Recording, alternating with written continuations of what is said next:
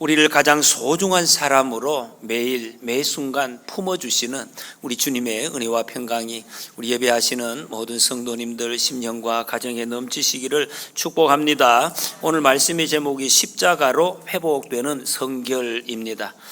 이 제목이 중요합니다. 늘 그렇지만은 이 제목 속에 오늘 말씀의 주제, 우리 신앙의 주제, 교회의 주제, 예수님이 우리에게 말씀하시는 핵심 마음이 다 들어있습니다. 오늘 굉장히 중요한 말씀인데 한번 겸손하게 따라해 보시겠습니다. 십자가로 회복되는 정결. 네, 그렇습니다. 십자가 그리고 회복, 정결입니다.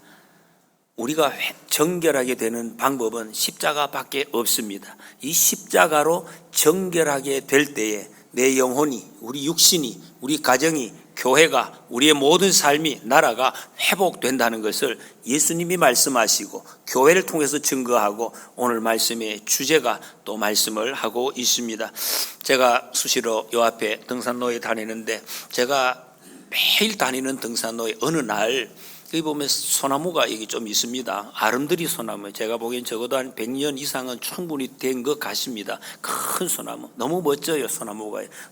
키도 크고 아주 그냥 큰 소나무인데 어느 날 보니까 이게 그냥 말라 있어요.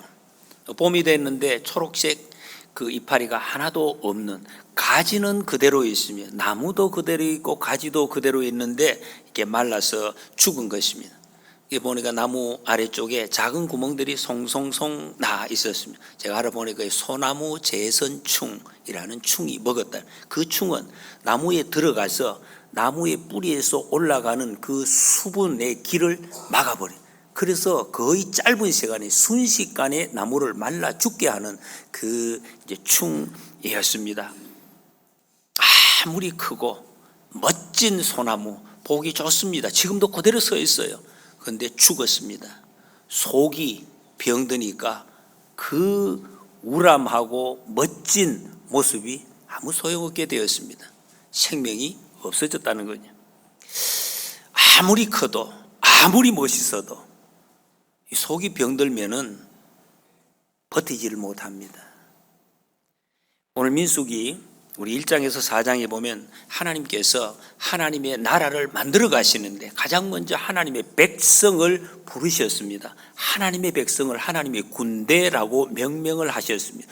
인원을 계수하고 군대의 지인을 편성하고 그리고 이 군대가 하나님을 예배하는 성막을 중심으로 예배하는 그 조직으로 완전한 모습을 갖추었습니다. 우리 지난 시간까지 여러 번 사진을 봤습니다. 아주 멋진 모습입니다. 정말 위풍당당한 그런 그 모습을 가지고 있는 군대가 완성이 되었습니다. 여러분, 군대가 딱 만들어졌는데 만들어졌다 중요하지만 그보다 더 중요한 것이 있습니다. 세워진 것보다 더 중요한 것, 그것이 무엇입니까? 유지하는 것입니다. 유지하는 것. 살아내야죠. 만들어졌으면, 세워졌으면, 하나님이 어떤 자리를 주셨으면 이제 그것을 누리고 살아내야, 축복을 누려야 이게 영광인 것입니다. 그래서 오늘 민수기 5장에서는 하나님께서 이 이스라엘이 교회 아닙니까? 하나님의 백성들, 교회가 그 속을, 내부를 잘 건강하게 지키는 이제 그 말씀을 주고 계십니다. 그 핵심이 오늘 제목에 나와 있는 말씀입니다. 정결입니다. 다시 한번 우리 한번 따라해 보실까요? 정결입니다. 하나님이 주신 자리, 모습, 건강, 이 모든 것을 누리는 것, 지켜내는 것, 지속시키는 것, 그 방법은 바로 정결이라는 것입니다. 2절 3절에 보면 이스라엘 자손에게 명령하여 모든 나병 환자와 유출증이 있는 자와 죽음으로 부정하게 된 자를 다 진영 밖으로 내보내되 남녀를 막론하고 다 진영 밖으로 내보내어 그들이 진영을 더럽히게 하지 말라. 내가 그 진영 가운데 거하느니라 하시매 그랬습니다. 여러분, 구약에서는 이게 이제 다 상징입니다. 신약으로 보면 나병 환자, 유출병, 죽음을 가까이 한, 지체를 가까이 한 사람, 이 죽음을 상징하고 그리고 죄를 상징하고 있는 그런 질병들입니다. 이것을 진영 밖으로 다 내보내라. 지금으로 말하면 교회 안에 이런 일이 발생하면 밖으로 다 내보내라. 이렇게 말씀하고 있습니다. 나병은 몸 안에서 이 병이 시작이 되는데 병이 오래 지나도 나타나지를 않습니다. 이게 죄의 속성이죠. 들어왔어요. 표가 안 나. 언제 표가 나느냐? 이 육체가 썩어서 문드러지고 떨어져 나갈 때 그때서야 이걸 갖다가 알게 감지하게 되는 그런 질병입니다. 여러분, 우리 속에 죄가 들으면 이 죄 중에 가장 핵심이 뭐냐 하면 나 자신이. 여러분, 이 세상에 아담과 하와에게 제일 먼저 들어오는 것이 자기라는 죄입니다. 모든 것의 주인이 하나님이십니다. 몸의 주인도 하나님이요, 인생의 주인도 하나님이고, 모든 천지 만물이 주인이 하나님이신데 이거 내 것 아닌가? 하나님의 것이 아니고 이때부터 죄가 시작된 것입니다. 이 세상의 모든 다툼은 나 때문에 다툼. 왜 싸웁니까, 여러분? 나 때문에 싸웁니다. 옆 사람 때문이 아닙니다. 내가 있기 때문에, 내가 주인이기 때문에 화가 나고 싸움이 나고 이제 어려움이 생기는 거예요. 내가 주인이라는 것입니다. 이렇게 되니까 여러분, 교회 오셨잖아요. 예배드리는 하나님의 말씀을 듣는데 하나님의 말씀도 내 생각대로 들어요. 내 기준으로. 내게 맞으면 이게 아멘인 것이고 내게 안 맞으면 말씀도 안 듣습니다. 세상 이야기 다 들어요. 세상 사람들 이야기를 다 오케이 좋은데 하나님의 말씀은 안 믿어지는 거예요. 왜 그랬습니까? 죄가 들어왔어요. 사탄이 내 마음을 채우고 있기 때문에 그렇게 되는 거예요. 얼마나 이상합니까, 여러분? 유출병은 저절로 흘러나오는 병입니다. 통제가 안 된다는 거죠. 막아도 안 됩니다. 저절로 흘러나오는 것이. 여러분, 죄가 우리 속에 들어오면 우리 속에 있는 분노가 나도 모르게 이게 막아집니까? 터져나오는 것이. 악한 생각, 의심의 말, 자기도 모르게 욕이 터져나와요. 입에서 왜 욕이 나오지요, 여러분? 왜 화가 나옵니까? 두려움. 왜 두렵습니까? 흘러나오는 영적인 유출병입니다. 마음이 더러워지는 것, 말의 행동이 더러워지는 것이, 통제가 안 되는 것이 유출병입니다. 지체로 부정하게 되는 것. 여러분, 세상은 영적으로 보면 죽었다. 왜? 영적으로 죽은 거예요. 하나님 앞에 구원받지 못했기 때문에 죄가 지배하는 것에는 그 사망이라 그랬습니다. 죽은 것입니다. 그러니까 이렇게 보면 세상이 쏟아내는 것은 죽음이라는 것이죠. 죽음이라는. 하나님 없는 말, 하나님 두려워하지 않는 표현들, 그게 다 죽음의 표현입니다. 낙심시키는 말, 낙심시키고 믿음을 무너뜨리는 말. 여러분, 이걸 계속 들어보면 그 죽음을 만지지 말라는 거 계속 들으면 어떻게 됩니까? 같이 더러워지는 거예요. 마음이 어두워집니다. 세상이 쏟아내는 죽음의 소리를 계속 듣다가 보면 그 죽음에 붙잡히게 된다는 거죠. 점쟁이 말 혹시 들어보셨습니까? 속으로 어떤 생각? 여러분, 교회 다니는 분들도 점쟁이 말을 듣는 사람이 상당히 있다는 어떤 통계입니다. 저는 잘 이해는 안 돼요. 그렇지만은 점쟁이 말을 너무너무 잘 믿어요. 점쟁이가, 용한 점쟁이가 말해요. 당신 아들 20살 못 넘기고 죽는다. 당당하게 선포를 했어요. 그러니까 그거 들으면 그럼 나 예수 믿는데 예수님 이름으로 물러가라! 선포했어요. 근데 집에 왔어요. 찝찝해. 아무리 선포를 해도 점쟁이가 저렇다 하니까 저거 어떡하지? 그래도 나는 예수 믿는데 믿어야지 하고 있는데 근데 계속 이 생각이 납니다. 그래가지고 이런 어떤 일이 있다가 몸이 아파요. 감기 들려서 이게 점쟁이 말이 사실로 다가오는구나. 그런 생각이 또 덜컥 든다는 것입니다. 혹시 뭐 내 이야기 하나 그런 생각이 드는 분 계십니까? 여러분, 이거예요. 우리는 어떤 분 웃으시는데 그렇게 있어요. 우리는 하나님의 백성이라는 말이에요. 교회입니다. 구원받은 사람들은 이 죽음의 소리를 몰아내라. 왜 죽음의 소리를 계속 붙들고 밤에도 곱씹고 걸어가다가도 점쟁이 이야기를 왜 생각하죠? 하나님 앞에 구원받은 하나님의 군대인데, 영적으로 병든 사람, 여러분 약간 나무같이 겉은 멀쩡해요. 있는 거 다 있어요. 멀쩡합니다. 근데 그 영적으로 병든 사람 말을 들으면은 겉으로 보면 달콤한데 이게 여러분 죽습니다. 그 말을 들으면 낙심되고 의심이 되고 교회에서 멀어져요. 교회에 미운 마음이 왜 생기고, 교회를 왜 미워하죠, 여러분? 하나님을 왜 싫어하죠, 여러분? 왜 하나님의 백성을 미워합니까? 그 어디서 나온 이야기죠? 죽음의 말이 우리 속에 들어왔기 때문입니다.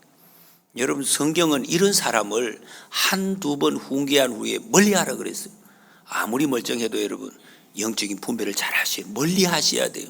죽습니다. 자기도 죽고 공동체도 다 죽기 때문에 그렇습니다.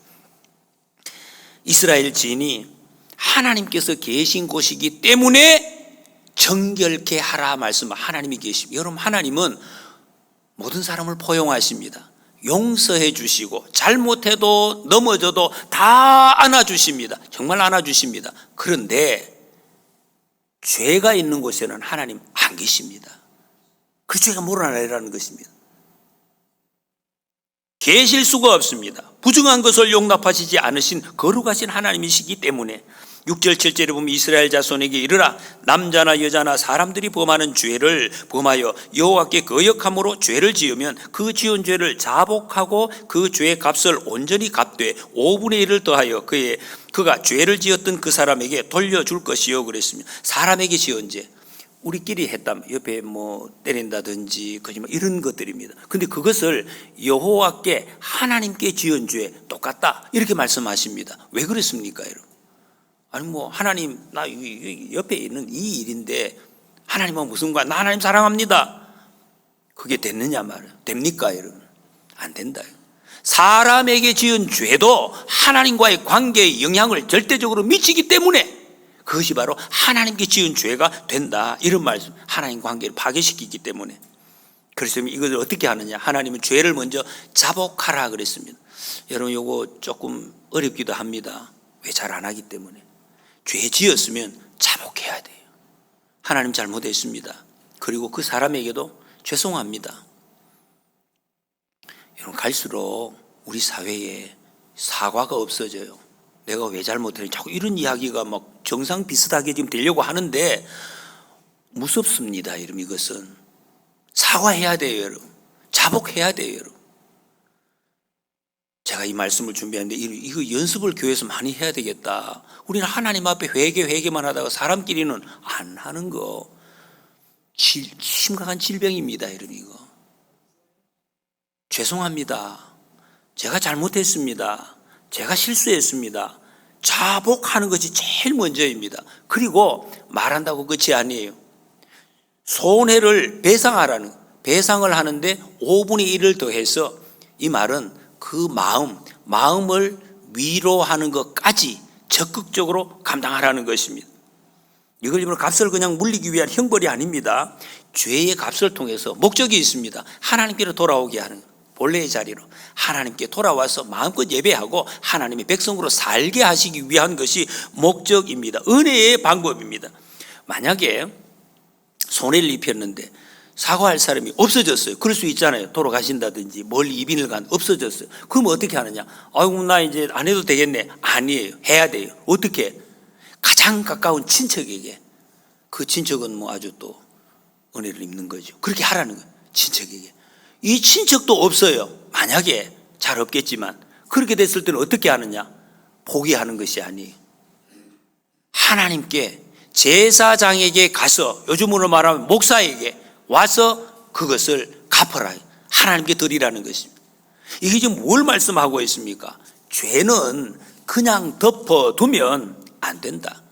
절대로 죄는 그냥 덮어주면 그 영혼을 죽이는 것이기 때문에 반드시 처리해야 된다는, 이걸 말씀하고 있습니다. 여러분이 우리 잘 기억하셔야 돼요.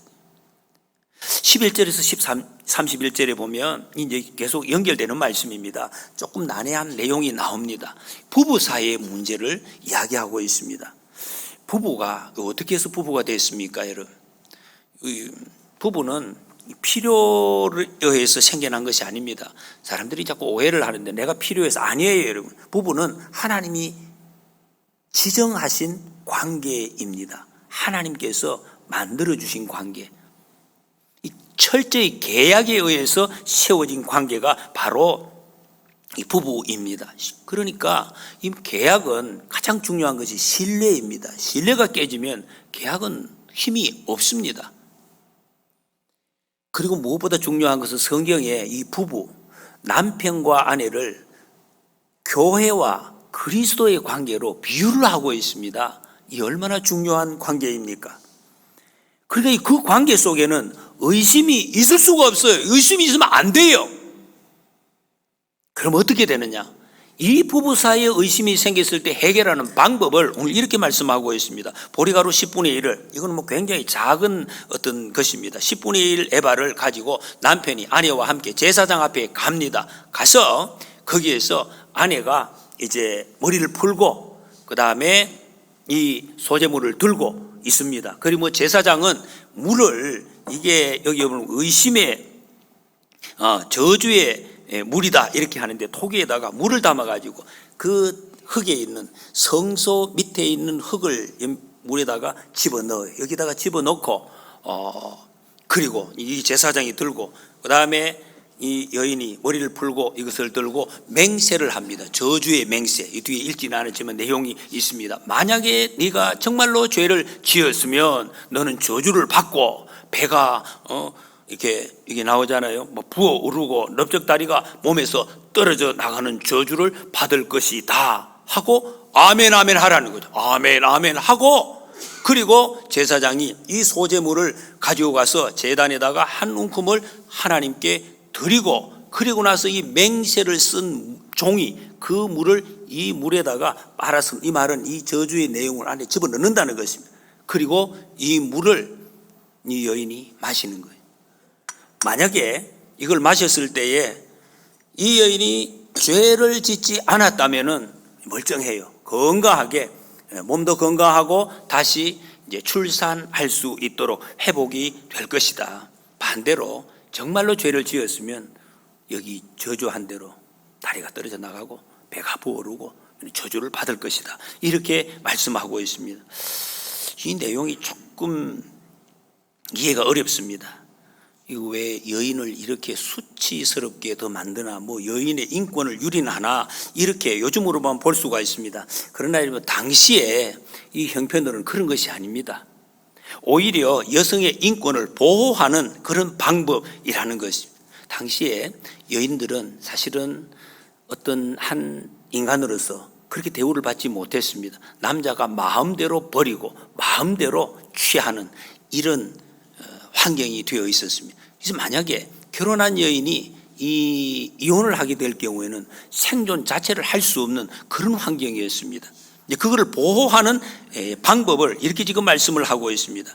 이건 무엇보다도 영적인 의미로는 우리가 그리스도의 신부라 그랬습니다. 주님이 우리의 신랑이십니다. 그게 어떻게 해야 되느냐? 여러분, 우리에게 죄로 인해서 오해받을 만한, 이 티끌 만한 잘못이라도 있으면 안 된다 하는 것을 말씀하고 있습니다. 보십시오.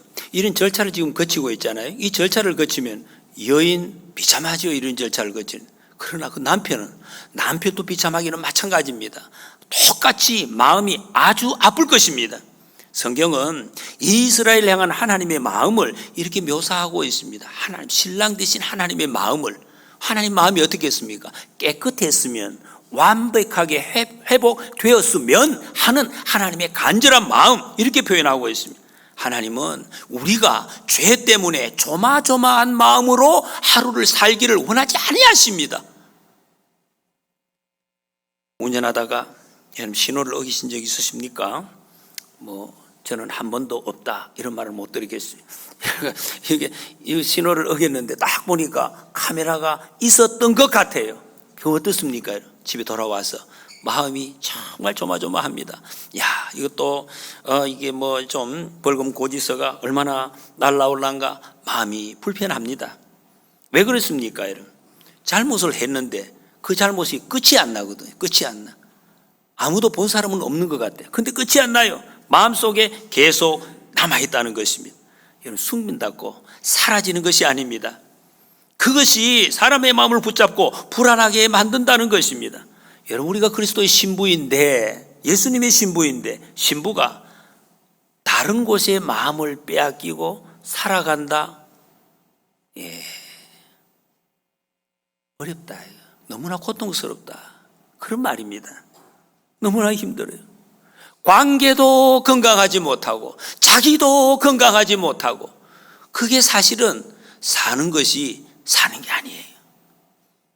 여러분이 저주에 쓴 물은 무슨 마술 같은 그런 물은 아닙니다. 뭐 정확한 뜻은 천국 가서 여쭤봐야 되겠지만은 그런 마술 같은 것이 아니라 핵심은 하나님 앞에 서는 것이다. 하나님 앞에서 모든 불안한 것 다 씻어버리고 해소시키고 관계를 회복시키는 데 있습니다. 이거 하나님의 정확한 마음입니다. 관계 회복하는 것. 여러분, 정말로 하나님 앞에 서 있다면 이게 무슨 두려움이 있겠습니까? 만약에 죄를 숨긴 사람이 그 자리에 있다면 어떻게 되겠어요? 요 방금 제가 말씀드린 이 절차를 쭉쭉쭉 거치면은 얼마나 마음이 조마조마하겠습니까? 조여오겠습니까? 그 공포는 어마어마할 것입니다. 정말 죄를 지었다면 몸도 마음도, 여러분 보십시오. 이 절차를 하나씩 거쳐 나가는데 식은땀 나겠지요. 땀만 나겠습니까? 열도 나고 배가 아프고 두통이 오고 온 몸이 찌그러지고 견디기 어려울, 가만히 있어도 두드러기 나고 아마 그 자리에 이 예식이 아마 끝나기 전에 쓰러질 가능성도 있습니다. 그렇지 않겠습니까? 저주로 나타나는 거예요. 지옥을 믿지 않는 불신자들, 여러분 세상 사람들 지옥 믿지 않잖아요. 근데 이 불신자들도 지옥을 이야기하면 불쾌하게 생각합니다. 그건 재수 없는 소리가 아니에요. 그냥 단지 재수 없는 소리가 아니에요. 왜 그렇습니까? 자기는 아무리 안 믿는다고 해도 그들의 삶을 바꾸지 않는 한 반드시 조만간에 마주하게 될, 그게 실제이기 때문에 그 듣기 싫어해요.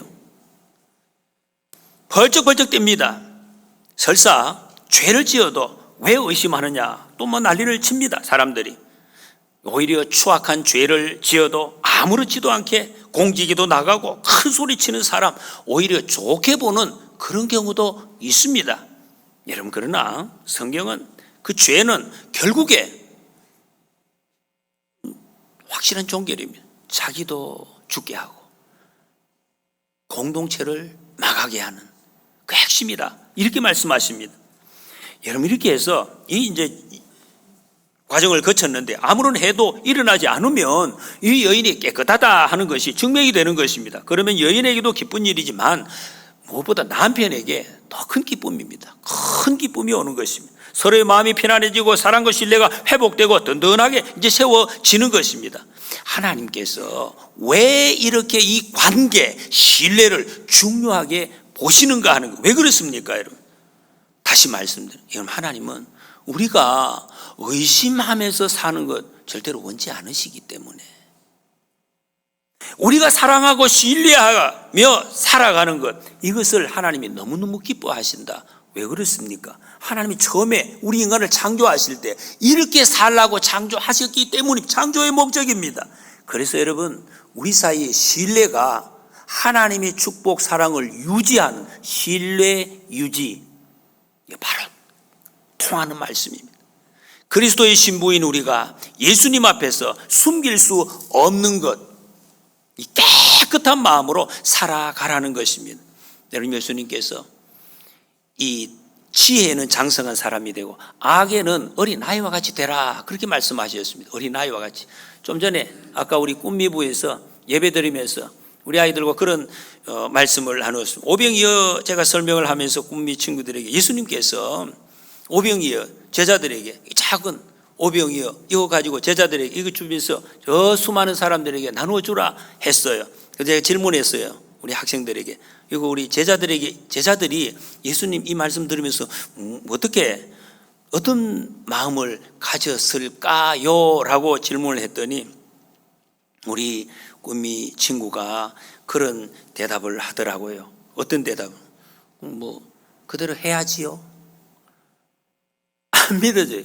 어떻게 이거 들고 저 사람들에게 몇 명에게 나누어 줄 수 있을까요? 우리 미래의 목사님, 홍세임 미래의 목사님 이런 대답을 했어요.